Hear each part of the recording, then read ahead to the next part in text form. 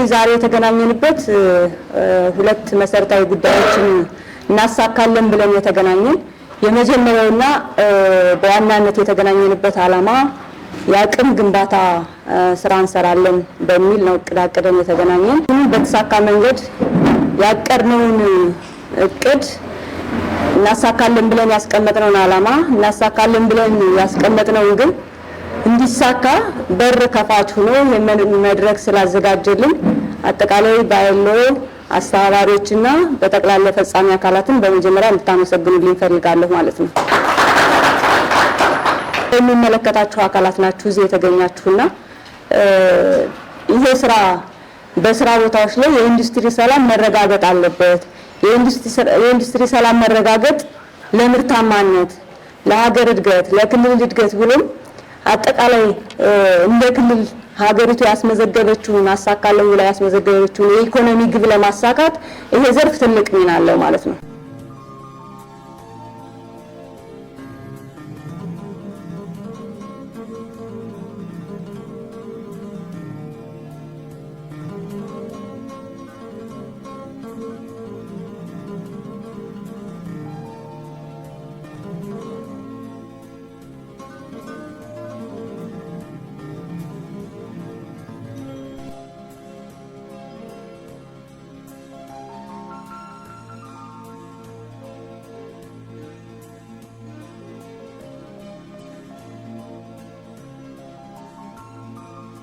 ስመኛ ሲባላሉ የአብክማ አሰሪና ሰራተኛ ጉዳይ ባለስልጣን ዋና ዳይሬክተር ነው።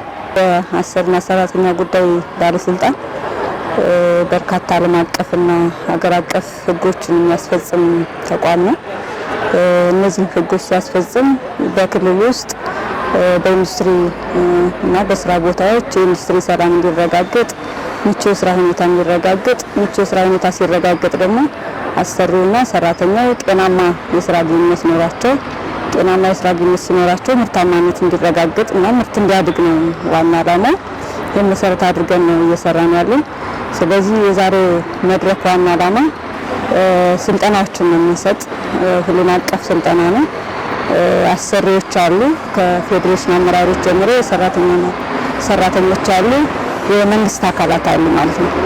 የመንግስት አካላት በኩል በተለይ የሚያስፈጽሙ የመንግስት የተቋሙ ሰራተኞች አሉ፣ የዳኛ አካላት አሉ፣ ከጠቅላይ ፍርድ ቤት፣ ከከፍተኛ ፍርድ ቤት፣ ከወረዳ ፍርድ ቤት ዳኞች አሉ፣ ሰራተኛ ማህበራት አሉ፣ የአሰሪ ፌዴሬሽን አመራሮች አሉ፣ ባለሙያዎች አሉ። እነዚህ አካላት በጋራ ሆነው በአሰሪና ሰራተኛ ጉዳዮችና ተያያዥ ጉዳዮች ላይ ስልጠና ነው መስጠት የፈለግነው። ይሄ ስልጠና ከተሰጠ በኋላ የመጨረሻ ግቡ ምን ይሆናል የሚለውን በተመለከተ የመጨረሻ ግቡ በስራ ቦታዎች ላይ ጤናማ ኢንዱስትሪ ግንኙነት መፍጠር፣ ጤናማ ኢንዱስትሪ ግንኙነት ከተፈጠረ ደግሞ ምርታማነትን ማሳደግ፣ አሰሪውም ሰራተኛውም ስራው ላይ በማተኮር ምክክር በማድረግ በስራ ቦታዎች ላይ በመወያየት በጋራ ምክክር በማድረግ ምርታማነትን ማሳደግ ነው የመጨረሻ ግቡ ማለት ነው። ስለዚህ እሱ መሰረት አድርገን ነው መድረካችንን ያዘጋጀው።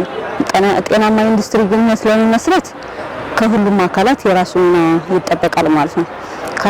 ካሰሪው የራሱን ኃላፊነት መወጣት አለበት፣ የራሱ ሚና አለው። ሰራተኛው የራሱ ኃላፊነት መወጣት አለበት፣ የራሱ ሚና አለው ማለት ነው። ይህ ማለት የሰራተኛው መብትና ደህንነት ጤንነት እንዲጠበቅ አሰሪው የራሱን ስራ መስራት አለበት።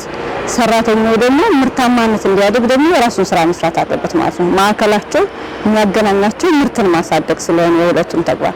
ስለዚህ ሰራተኛው ድርጅቱ የኔ ነው፣ ኢንዱስትሪ የኔ ነው የሚል አስተሳሰብ እንዲይዝ መሰራት አለበት።